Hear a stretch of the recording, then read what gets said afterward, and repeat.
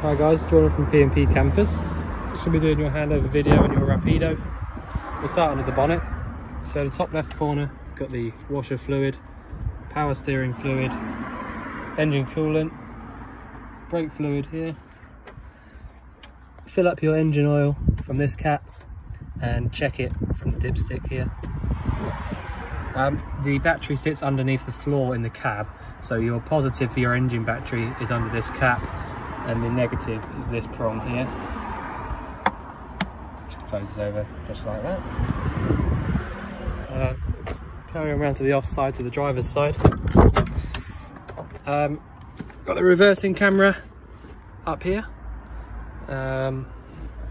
cruise control in here. Let me just get in so I can actually see. So 6-speed manual gearbox, lovely to drive. Got your air conditioning, which works from this button here.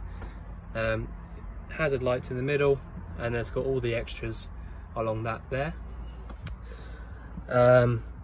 Indicators and lights on the left hand side, wipers on the right.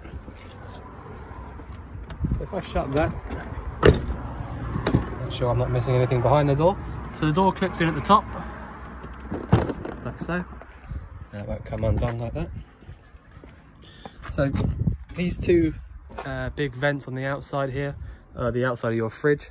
So if you had the fridge on via gas, you would feel a little bit of heat coming out the top right hand side.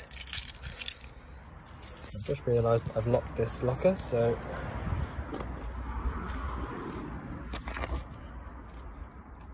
oh, got the key in my pocket. There we go. So it's all going wrong. So pop the key in the locker and turn it the only way it will go. So it's gone up like that. Now the locker opens and you can close it again now if you like, if you're going to lock it again afterwards. So you've got a fresh water flush with your cassette, so that means you haven't got any separate flush fluid to take care of or fill up, so it just literally comes directly from your fresh tank.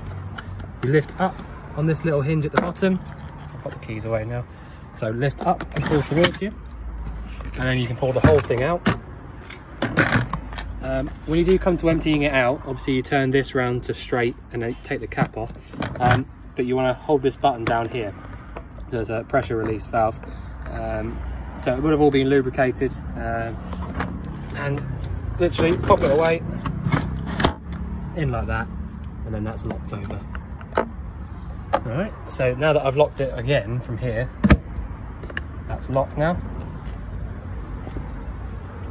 Not really anything interesting over this side of the garage, if I'm honest, apart from your external water point here. So you can plug a water point in here and then water will come out, hot or cold. So you've got another light there as well, but I'll show you more importantly really over the other side. So over this side we've got a few things. So we've got your fuse control, so yeah, all of your fuses for everything in the van via 12 volt. To the right of that is your battery charger for when you're hooked up. To the right of that is your solar controller, so that'll keep your batteries nice and topped up via the solar panel on the roof. And this one here is your RCD and MCB, so if you plug something dodgy in, then basically one of these here will flick down. Or as well, you know, if one of these flicks down and it's it might well be your fridge or something like, you know, an appliance on 240. So just make sure that you come to the back here and check these first. And as well, it's the same kind of thing. I mean, each of these fuse holders has got its own little diagram symbol on it. So for example, if your lights stopped working, then you could work out which fuse does light. So it will be one of those 20 amp fuses just there, and you know, you'll more than likely find that it's just that fuse there. So if you take that out and swap it out, you'll be good to carry on.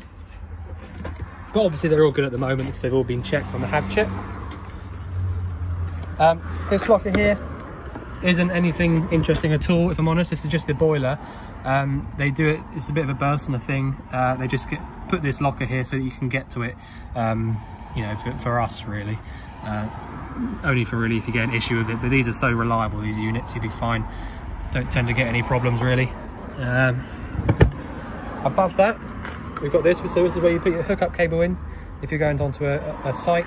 So you have a, you know, 16 amp in there if you wanted to, if you're plugged in at a site. And on the hab check, we would have written on the actual habitation sheet how many amps each one of your appliances pulls at one time, so you can work out what you can have plugged in and what you can't.